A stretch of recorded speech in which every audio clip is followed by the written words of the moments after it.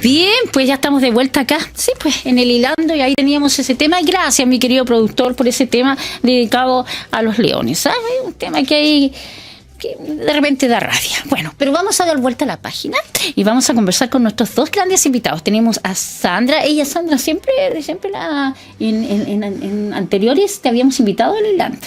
Sí. ¿Cómo estás desde ese tiempo hasta ahora? Bien. Ya ahora estás en CEDEM. Vengo por CEDEMUS, siempre he estado en la ONG. Me parece excelente. Y tenemos a Francisco Olivares, él es periodista. Yo a él le dije si era adecuado, y le vamos a preguntar aparte a Francisco que un comunicador diga lo que piensa de algunas cosas. Dicen que no, pero ahí le vamos a preguntar a Francisco. Es un profesional de muchos años acá en Arica, ha trabajado en muchos temas y hoy en día viene como corresponsal de la red. Corresponsales claves, eso es. Y vamos a conversar sobre un tema con todo ello. Vamos a hacerle todas aquellas preguntas que quedan ahí en el tapete. Y lo primero que le vamos a hablar acerca del VIH. Se hizo una vigilia, ¿cierto? Vamos a ver cuáles fueron los resultados, llenaron sus expectativas. ¿Y qué pasa con nosotros? Porque nosotros, parece, Sandra, estamos acostumbrados a escuchar las estadísticas. Escuchamos las estadísticas y decimos, ¡oh, no puede ser! ¿Sí o no? Ciertamente. Sobre todo acá en Arica, que tenemos un porcentaje alto no solo de VIH, sino que también de otras ITS, incluyendo el virus del papiloma, y nos alarmamos, pero las personas siguen viendo lo ajeno. Esto le pasa a los otros, a las otras, no a mí, no en mi círculo. Entonces, por lo tanto, no se conversa. Y sigue siendo un tema así como...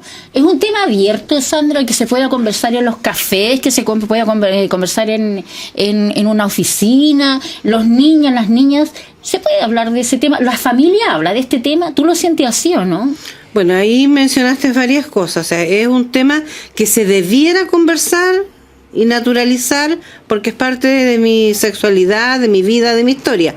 Pero desgraciadamente no es así.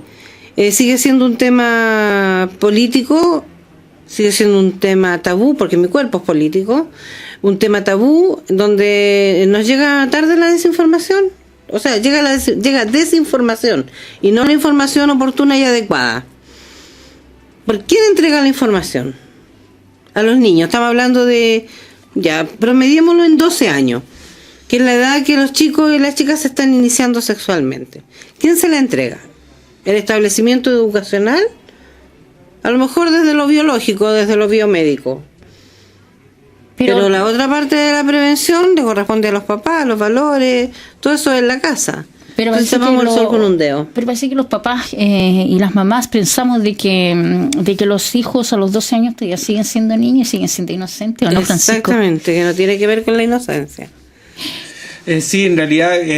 Pero como conversábamos antes de empezar el programa, yo creo que del VIH se puede conversar en cualquier edad, digamos. Por ejemplo, acá hay un colegio en Arica que hace un concurso todos los años de afiches de la prevención del VIH, y ahí las comunidades educativas, profesores, estudiantes, apoderados, desde los niños que están en el kinder, conversan sobre el VIH, los niños entienden cuál es la situación de la pandemia, cómo se puede prevenir y trabajan en afiche. Entonces es un tema que no debería tener problemas de que es una persona muy pequeña, muy grande, y debería conversarse igual. ¿Ustedes piensan que todavía nos da vergüenza hablar del VIH? ¿Nos da vergüenza hablar de ese tema? Yo pienso que quienes trabajamos desde tantos años en el tema no es un problema de vergüenza, sino que es un problema de que para las personas que viven con VIH, de estigma y discriminación desde la sociedad. Y es solo desinformación e ignorancia, porque es un virus como cualquier otro virus, solamente que la transmisión es distinta, pero tampoco tiene el riesgo mortal como el año 84 cuando entró. De hecho, la gente se muere de cáncer cervicuterino, de cáncer de mama, en el caso de los hombres, prostático, pulmón. Entonces es una enfermedad crónica, pero no es una enfermedad mortal. Pero nos cuesta hablar del tema. Los medios de comunicación, tú sientes, Francisco, como periodista, lo toman realmente en cuenta, tienen la importancia, o es que cuando aparecen, por ejemplo, hay fechas, ¿no? Hay fechas determinadas en el calendario. ¿Tú sientes eso, Francisco? Tú estás trabajando en una red, también ya hiciste un llamado a esta vigilia. ¿Cómo lo sientes tú desde ese lado, desde esa perspectiva? A ver, por ejemplo, me acuerdo cuando vino a Arica Víctor Hugo Robles, que escribió este libro sobre la historia del SIDA en Chile, historia fragmentada. Exactamente, y él sabía cuando vino para Arica que en nuestra región es la que tiene la tasa más alta de notificación de VIH de todo el país, y ha sido así por años. Entonces me decía que él caminaba por la calle, no veía afiches, no veía propaganda, no veía campaña, y él decía, claro, ¿qué pasa acá en Arica, que tiene la tasa más alta de la enfermedad y que yo no veo que no se haga nada respecto en términos de campaña? Entonces efectivamente hace falta un mayor compromiso de los colegas periodistas, de los medios de comunicación, de efectivamente colocar el tema como parte de la agenda permanente, digamos. Porque tú ves que ahora para la vigilia por las personas fallecidas a causa del SIDA hubo dos actividades, una la oficial que organizó la Seremi Salud y la nuestra que organizamos las organizaciones de la sociedad civil, y no apareció en el diario. No sé si las radios habrán comentado esta actividad, tampoco en la televisión. Entonces, incluso habiendo fechas que permiten a la prensa poner el VIH y el SIDA, la respuesta a la pandemia en el tema, no lo hacen. ¿A la vigilia cuánta gente asistió?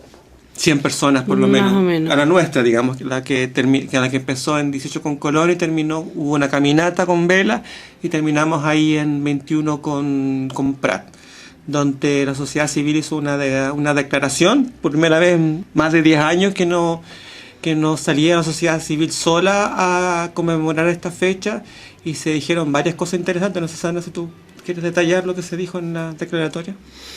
Ahí está. Porque... ¿Y cómo fue la recepción del público? Mira, fue como siempre. Te puedo contar por la actividad que organizamos nosotros, la de la sociedad civil. No tengo idea cómo habrá sido la otra actividad porque nosotros no participamos. Bastante, como siempre, emocionante. Fue mucha gente joven. Hubo como 30, 40 personas que nos acompañaron en esta caminata por la dignidad, con las velas. La gente llegó y colocó las velas en el lazo que es el símbolo de la pandemia. De ahí Sandra Bravo por la Casa Encuentro de la Mujer, Hortensia Hidalgo por la Red de Pueblos Originarios en Respuesta al VIH-Sida, y la dirigente de las mujeres afrodescendientes Luanda se llama Milena Molina. Leyeron una declaración bastante extensa sobre cómo está la situación de la pandemia en Chile y en Arica, y de ahí repartimos unas capuchas negras que la gente se colocó un poco para simbolizar de que la pandemia no tiene nombre, rostro, edad, género, frontera ni pertenencia a pueblo indígena, que es lo que no tiene identidad, que nos puede afectar a todos. Entonces ahí fue bastante emocionante la actividad. La principal preocupación que se dio desde la sociedad civil en esta vigilia es que se retroceda en términos de entrega de medicamentos a 20, 25 o 30 años atrás, porque se pretende llegar al compromiso 90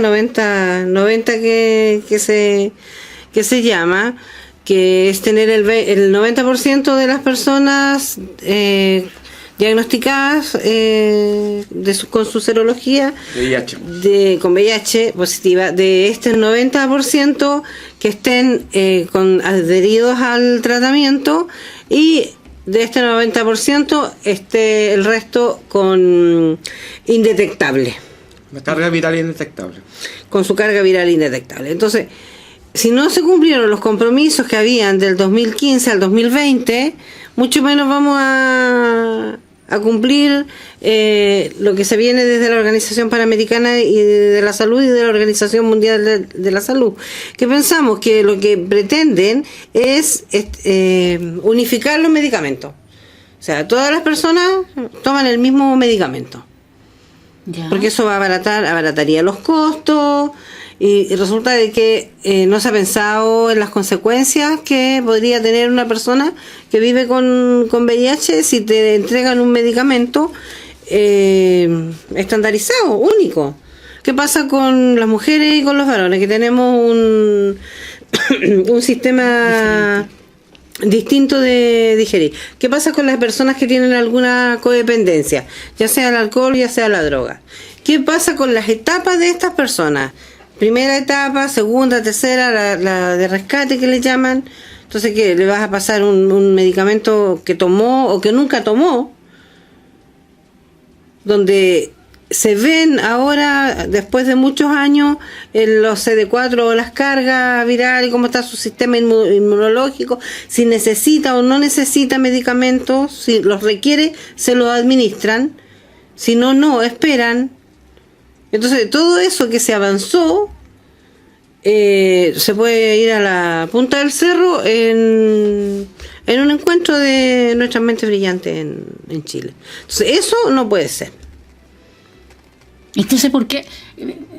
A ver, ¿y por qué no se ha cumplido? ¿Por qué? ¿Por falta de compromiso real? ¿Por falta de recursos? ¿Por qué no me interesa el tema? ¿Por qué no se ha cumplido, Sandra? Si es algo que tenemos que estar... porque recién tú dijiste, tú no sabes que lo puede tener. Tú no sabes qué es lo que puede pasar. Hay mucha gente que todavía no lo sabe. Entonces, ¿por qué no se cumple? ¿Qué pasa ahí? ¿Qué falta? ¿Qué nos falta? ¿Nos cuesta entender? Yo pienso que hay varios factores que pueden ser influyentes, no sé si determinantes, pero cuando recién llegó el virus, trabajamos mucho desde la sociedad civil en la temática. Tuvimos que informarlo porque no había información. Tuvimos que autoeducarnos en la temática para empezar a trabajar tanto en varones como en mujeres. Mi experiencia principalmente con mujeres.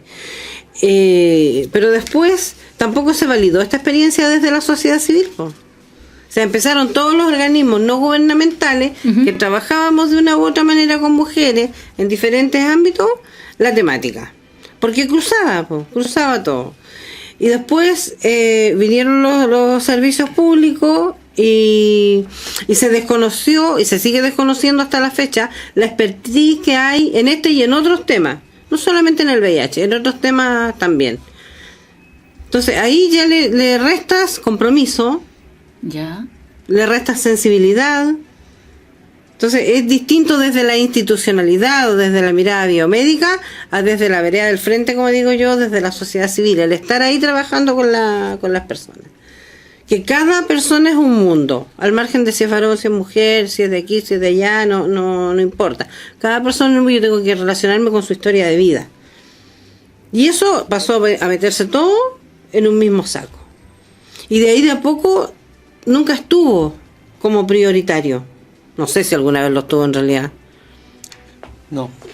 Y otra cosa importante en la declaración que hicieron las organizaciones civiles, porque esta fue una declaración que firmaron la organización Juntos por la Vida, la Red de Acción por el Derecho de las Mujeres, la agrupación de personas trans Bárbara Cancino, corresponsales clave, la ONG Se Dice, que se dedica a la educación sexual, la Red de Pueblos Originarios en Respuesta al VIH y la Casa de Encuentro de la Mujer. Entonces, otro tema que al menos para mí fue súper importante es el hecho de que recordemos que Arica Parinacota es territorio indígena, que aquí viven más de las 3/4 partes de todas las personas aymaras de Chile, que hay un estudio, o sea, que hay evidencia epidemiológica preliminar que logró la antropóloga que vive acá en Arica, Malva Marina Pedrero, con datos oficiales del Ministerio de Salud, que indica que los aymaras tienen el doble de riesgo de morir por VIH que las personas no indígenas. Entonces, RENPO en esta ocasión manifestó de que era necesario de que el gobierno y el Estado chileno cumpla la Constitución, cumpla con el Tratado 169 de la Organización Internacional del Trabajo, que haya en el ámbito del VIH hayan campañas de prevención, haya diagnóstico, que haya tratamiento, que surja de un diálogo intercultural que permita dar pertinencia cultural a la respuesta al VIH a las personas indígenas, porque RENPO entiende, y yo así también lo entiendo, que tienen que haber estrategias paralelas, solidarias, complementarias, para tratar el tema con la población no indígena, con nosotros, digamos, y otras estrategias desde salud para enfrentar este tema en el pueblo aymara. Y no solamente una estrategia para los pueblos indígenas en general, sino una estrategia para los aymara, otra estrategia para los mapuches, para los huilliches, para los licalantay, etcétera, etcétera, en todo el territorio. Y porque en otras partes del país, lamentablemente, pues sobre todo los mapuches, huilliches y los licalantay, ellos también tienen el doble de riesgo de morir por VIH que el resto de la población, y eso solamente se debe a barreras de acceso que tienen que ver con la pertinencia cultural del programa del VIH-Sida. Vamos a un cafecito musical, vamos a la galería, vamos a ir con los chicos por 21 de mayo. Me llamó la atención y quiero que me conteste Francisco o Sandra, ¿por qué el doble riesgo? Vamos.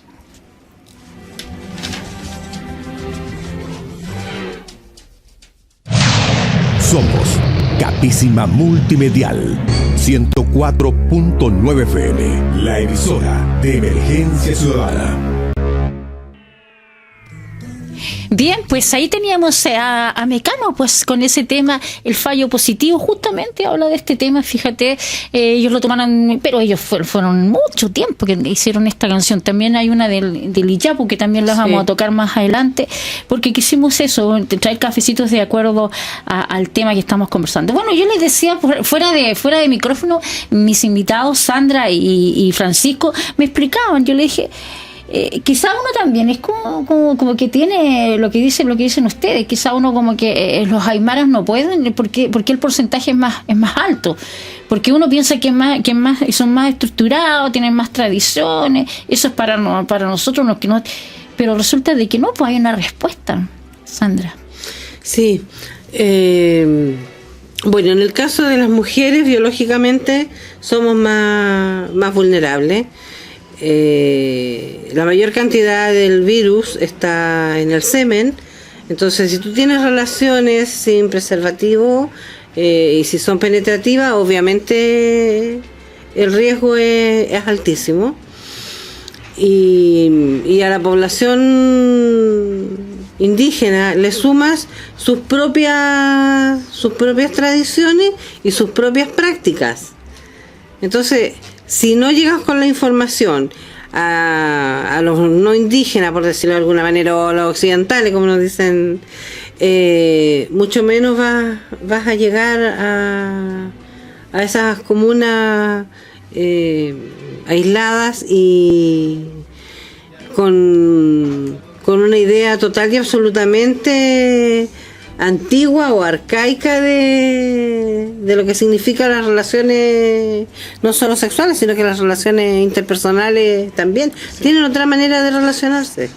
Claro, yo lo que aclararía primero es que lo que pasa con el VIH, con la tuberculosis, con las personas indígenas, con los aymaras, primero no tiene nada que ver con biología, ni con genética, ni que ellos sean vulnerables a estas enfermedades por ser indígenas. Eso para empezar, digamos. Yo creo que acá hay un problema de que las personas indígenas desde la colonia están en una situación de marginación de frente primero a la colonia, del Estado chileno, etcétera, etcétera. Es una historia muy antigua.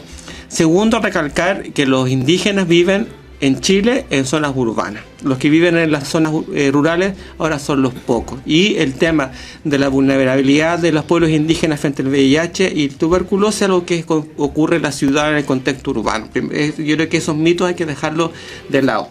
¿Qué es lo que yo pienso de lo que pasa, digamos? Efectivamente, para las personas indígenas en todo ámbito de la salud muchas veces es un acto traumático tener que acercarse al sistema de salud, al consultorio, al hospital, a la posta, porque ellos por generaciones, ya sea su familia cuando vivían en el campo y ellos ahora viviendo en la ciudad, siempre han sido objeto de discriminación, de racismo, de maltrato. Y eso es una barrera de acceso a la salud cuando una persona decide no ir a atenderse aún estando enfermo o pensando que pudiera estar enfermo por temor a ser maltratado. Y eso es una primera barrera que tienen que superar las personas indígenas hasta el día de hoy. No pensemos que es algo del pasado. Y segundo, si tú tienes programas de salud para prevenir, tratar, sanar enfermedades que solamente consideran la cosmovisión nuestra, que no toman en cuenta los sistemas médicos que ellos tienen, que son milenarios y tan antiguos como los nuestros. Si tú no tomas en cuenta otras prácticas alternativas, cómo ellos utilizan, no confundamos la medicina indígena con la medicina complementaria. La medicina indígena es un sistema médico en sí mismo, autosuficiente, que por miles de años ha resuelto los problemas de salud en esas comunidades. Sí, po. Entonces, eso se complementa con la medicina oficial occidental o nuestra, digamos.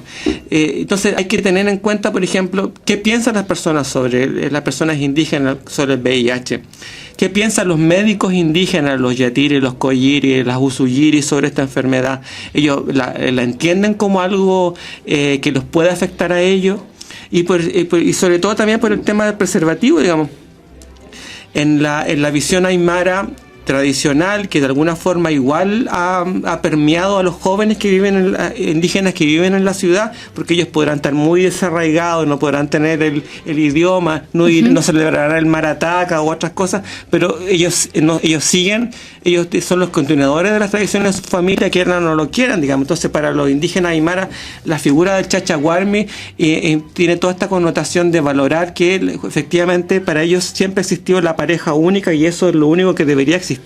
Entonces, en ese contexto cultural, ¿cómo tú introduces el uso del preservativo? Entonces, si tú no haces esa reflexión, estás estableciendo barreras para que la gente indígena tenga una atención de calidad de salud. O sea, es un tema como bien... no es tan fácil. Profundo. Y sumamente complejo. Sumamente complejo, porque claro, hay un montón de cosas ahí que nosotros nos ponemos a conversar, ¿cierto? Y estamos viendo, claro, lo que dice Francisco. Realmente los antiguos podrán entender, le darán espacio, entenderán lo que es. ¿Cómo lo ven ellos? No, claro, porque uno tiene que preguntarse eso, ¿cómo lo ven? Eso es algo que está pendiente, pues, Hilda, pues no lo sabemos todavía.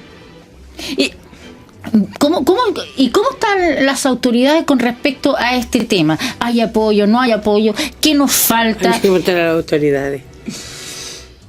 ¿Hay ausencia? ¿Se echó de menos en la cuenta pública que dio la presidenta? ¿Se echó de menos el tema? Bueno, el tema no ha estado en la agenda, lo que conversábamos hace un rato. No estaba el tema ni del VIH ni el tema de la diversidad, si no me equivoco. No, en la cuenta pública no se tocó. Entonces, desde la sociedad civil tenemos un trabajo por hacer. Sabemos que los cambios son lentos, sabemos que hemos avanzado, pero aún queda mucho por hacer. Mucho por hacer, porque el VIH y otras nos llevan como 10 o 12 pasos adelante. Correcto. Y el tema de la prevención y el tema del ejercicio ciudadano, el ejercicio de mis derechos también. Es que la prevención, fíjate que como que yo no la siento que está ahí. Porque no está, pues, no la siento que está ahí la prevención, no siento. Suponte tú, antiguamente, hace mucho tiempo, yo me acuerdo que uno iba a las discos y hubo alguien que... había gente que se disfrazaba sí, y repartía ahí los preservativos, condones, las discos. Y eso fue como, eso es una llamada de eso era bueno también, ¿me entiendes? Y se entregaban unos dípticos chiquititos, me acuerdo yo. También después hubo una campaña que se hizo en las playas un tiempo. Entonces, ¿por qué no sale eso? ¿Faltan recursos? Porque en verano, ¿para qué vamos a estar con cosas? Nosotros sabemos que existen los amores de verano y todo el mundo se revoluciona de todas las edades. No estamos con cosas, no, es así. En verano quedan los viudos, las viudas, lo inventan todo con apellido. Entonces resulta que, ¿por qué no hacen una campaña ahí? No, si se ha realizado. No, si se sigue haciendo. No, si eso se sigue haciendo. Sí, eso no hay que admitir. Sí, eso tú lo sigues encontrando en las discos. En la playa. Fuimos cuando se hizo el día, no sé, del deporte. En el verano también se estuvo, desde el Tripal. El desafío, pero el punto es otro. ¿Qué hacemos con los pueblos indígenas? ¿Por qué no vamos a los grupos de baile, a las cofradías? ¿Qué hacemos con los adultos mayores que también están en riesgo en VIH en Arica? En el hospital cada día más y más personas personas adultas mayores son diagnosticadas con VIH. Eso, ¿qué hacemos para garantizar de que las niñas y los niños tengan acceso al test de ELISA para saber si tienen o no VIH? Entonces hay muchas cosas que, aparte de eso, que también es valioso y bueno, que también debería hacerse. O sea, los niños a los 18 años pueden ser imputables, pero no tienen... A contar de los 14. Perdón, a contar de los 14. Pero a contar de los 18 recién pueden tomarse el test de ELISA para VIH sin autorización de los padres, madre o un tutor. Entonces hay que hacer un cambio ahí, po. Definitivo, ¿no? Seguro, sí, en Hay que hacer un cambio definitivo. En otros países, revisando la ley de SIDA. los niños pueden tomarse el test de ELISA sin pedirle permiso a los padres. Es que pero acá no, acá hay una serie de barreras, y estamos hablando así como de cosas abuelo de pájaro, porque Arica es chico, entonces ya el chico no quiere, o su papá, su mamá o la niña no sabe que se inició sexualmente, dónde vive el preservativo, si vive en el, no sé, alrededor del Víctor Bertín Soto, por decirte, va a tener que venir, no sé, acá al Sapunar o allá al Amador Negme. Sí, pues tú vayas a Tacna de repente, o te encontrás con alguien, no sé, en Pica, y con mayor razón en un consultorio, y empieza a dar, falta la señora curiosa que le dice a la mamá que encontró a la hija en el consultorio y qué hacía tu hija allá y qué andaba allá haciendo. Entonces son muchas las cosas que resolver. No tenemos el consultorio que antiguamente tuvimos, donde en ese tiempo trabajaba la directora, ahora la actual directora de SAMU, Rosana Testa Salina, que era el consultorio adolescente, que no necesitabas tener hijos o hijas para ir, sino que era de demanda espontánea. Porque ahora, claro, pero hay control de la natalidad, po. Y los que no tienen hijos y no quieren tenerlo, sí, correcto. Entonces hay, como te digo, varias cosas. En la universidad también tienen que hacer una tremenda fila, el que pasa por afuera le hace burla. No hay dispensadores de preservativo. Pero es que igual ya si hubieran dispensadores, imagínate, ahí ese tendría tema, porque somos así, ¿o no? Si tú ves a alguien, le hacen lo que dices tú, pues le hacen. Pero eso pasa en nuestro país. Nos falta. Estamos eso igual es como para el chiste, pero hay que también tomar en cuenta, por ejemplo, qué es lo que pasa con muchas personas jóvenes que llegan al hospital graves, que se hospitalizan y fallecen en el hospital, y que en ese tránsito son diagnosticados con VIH, o les vuelven a hacer el diagnóstico con VIH, y los equipos de salud revisan su historial y se dan cuenta que son personas que fueron diagnosticadas, que renunciaron al tratamiento, y eso es responsabilidad de todos nosotros, porque esas personas, si renuncian a seguir en control médico y si mueren, es por miedo a la discriminación, a la burla, al rechazo, y eso pasa, y pasa mucho en Arica. ¿Cómo lo podemos hacer? ¿Cómo lo podemos hacer, Sandra? ¿Cómo lo podemos hacer, Francisco? Definitivamente porque uno a veces quisiera que las cosas fueran de otra manera, pero como dice Sandra, parece que vamos en retroceso, ¿no? ¿Cómo lo podemos hacer de una vez? ¿A quién le tenemos que llamar la atención? Tendríamos que toda la ciudadanía involucrarnos de una vez por todas y sentirnos sentirnos que todos tenemos el VIH en el fondo. ¿Cómo lo podemos hacer? Lo que pasa, si todo lo que pasó con Arica tiene VIH, esa campaña fue fuerte. Estuvo el tema en el tapete, al menos. Pero yo pienso que estos temas, el tema de la sexualidad, tiene que estar en las mallas curriculares. Tienen que tomarlo desde la cuna. Y no desde lo biomédico, que nos enseñaron que las trompas de falopio, que el útero... No, Claro. Así, al pan vino, con la información veraz, oportuna, y cosas que... Porque ahora con las redes, los críos pueden tener cualquier información. Así es, pues. Pero no les llega tampoco la información con los términos correctos y en el... Les llega totalmente cambiada. Le puede llegar distorsionada. Claro, entonces, con mitos, con creencias... Entonces tiene que ser desde pequeños, desde que nacen, desde la básica, en la media, en las mallas curriculares de la universidad. Porque tenemos mucha desinformación, mucha ignorancia. Fíjate de que cuando tú hablas de la universidad, hay que decir que también en las universidades hay una gran cantidad de personas que tienen el VIH. Pero hartas. Y también es como un tapujo, porque hay jóvenes que se juntan y que hablan el tema y que tienen sus afiches, pero no es a conciencia de los chiquillos. No están tenemos que ver que esto no es de grupos focalizados, el tema del VIH, sino que tiene que ver con las prácticas sexuales que yo tenga, y eso es lo que les falta insegura, al margen de la edad, de la profesión, del oficio o de la orientación sexual. Si yo tengo una práctica de riesgo, obvio, si no va a llegar el VIH, puede llegar otra ITS. Y por otro lado tenemos la ausencia del condón femenino, que es muy caro, la vende solo en los sex shops. Ha costado mucho que se instale en el comercio. ¿Por qué? Porque es caro. Yo pienso que más que porque es caro, tiene que ver con un problema de cultura. O sea, no permitir a la mujer que tenga el control de la natalidad. Sí, imagínate la independencia, imagínate la autonomía. Es verdad eso, ¿eh? Es muy cierto, Sandra. Entonces, es un temazo, po.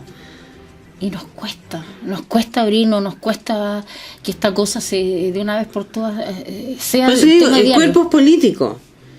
Entonces, ¿cuánto ha costado el tema de la despenalización del aborto en las 3 causales? Costado, y ahí estamos. Entonces, podríamos estar hasta mañana acá nosotros conversando de los temas tabú, de los mitos pero sabe que y de los riesgos. Lo que pasa es que de repente uno cuando está acá en los medios, uno cree de que debería ser todo lo contrario, porque si Arica es una de las ciudades, de las regiones que tiene más y que se destaca por ese lado, ¿me entiendes? Debería estar con el tema, debería ser un tema de conversación, prioridad. Deberían los medios de comunicación tenerlo, debería la estrella, yo pienso que debería tener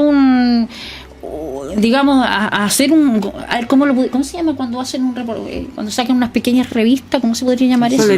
Una sección de todos los días, porque hay mucha gente que compra todavía el diario todos los días, porque a lo mejor ahí empezamos. Es que debieran haber campañas permanentes. Permanentes, no solo en ese tema, sino en el tema del cáncer cervicuterino, en el cáncer de pulmón, así como te lo ponen en las cajetillas de cigarro. Pero aquí en Hilando con Silva usted podría tener ahí todos los días una pequeña frase de prevención del VIH, no le cuesta a nadie, le hace favor a todo el mundo. Yo voy a esperar que Francisco y Sandra me los maten. Compromiso. Ningún problema. Y ahí los damos. Sí, porque se podrían hacer pildoritas. ¿Ves? Entonces ahí nosotros vamos hablando del tema. Es compromiso personal, nomás puede irla, sino que hay que tener lucas para estar en la respuesta al VIH, la involuntad nomás. Así es, pues. Bien, pues los alegramos que hayan entrado. No sé si quieren algo más. Sí, yo quiero hacer un comercial. Yo pertenezco a esta red de comunicadores que se llama Corresponsales Clave. Los Corresponsales Clave son una red latinoamericana del Caribe de periodistas, comunicadores que nos dedicamos a escribir sobre la respuesta al VIH en nuestros países y especialmente darle voz a todas estas poblaciones claves que no tienen voz. Específicamente yo estoy trabajando mucho con el tema de los pueblos indígenas y hay otros corresponsales clave que trabajan con las personas trans, con las personas que viven en situación de calle, etcétera, etcétera. Yo los invito a visitar la página www.corresponsalesclave.org y ustedes van a poder ahí encontrar noticias de toda América Latina y el Caribe sobre qué está pasando sobre el VIH en nuestro continente. Es súper interesante. Yo les invito a que vean esa página.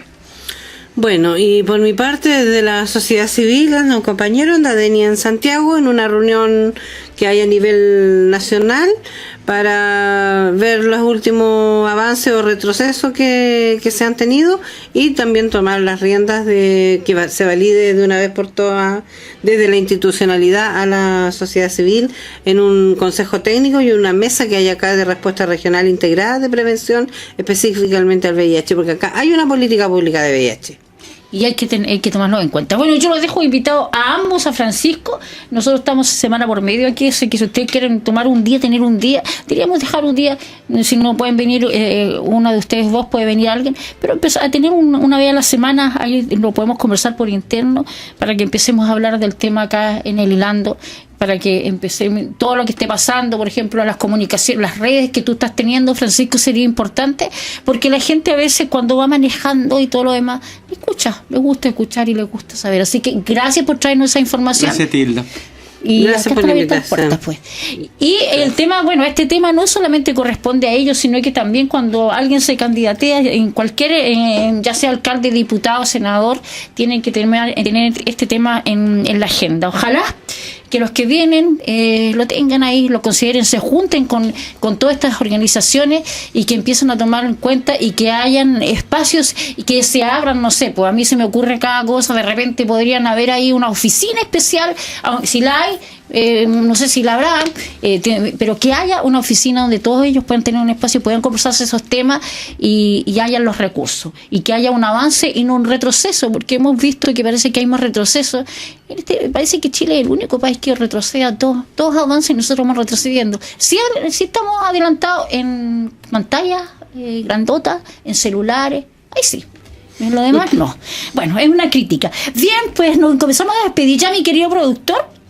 Un abrazo, muchas gracias por habernos permitido entrar a sus hogares y desde acá el hilando, lo que el tema nuestro siempre se ha abocado a no más violencia a las mujeres, no queremos más mujeres que aparezcan, que el marido le mordió la oreja a la pareja, que este otro señor le sacó los ojos, que hay una mujer más muerta, no queremos eso.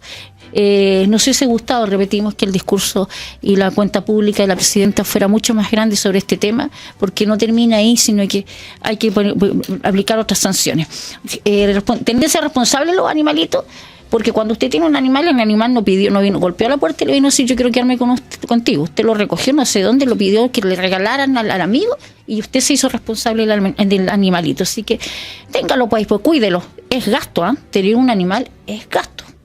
Así que piénselo bien. Y los abuelitos, respétenlo, los de la tercera edad, que no hay esa gente que hace esos chamullos, les quita las casas, les quita los terrenos, porque está pasando. Así que cuidado con eso. Y denunciar, porque si usted no denuncia, es un cómplice de todo lo que está aconteciendo en esa casa donde un niño y una mujer están siendo golpeados. Denuncie y de esa manera usted y su conciencia están más tranquilos. Y lo que siempre decimos en la cartera: el perfume, el espejo, el labial y el condón, que es muy importante. Los queremos. Chau, chau. Fueron 60 minutos de entretenida conversación con los temas que a ellas más les interesan. En Capísima Multimedial nos reunimos con Dani y Caelda en Hilando, en el 104.9.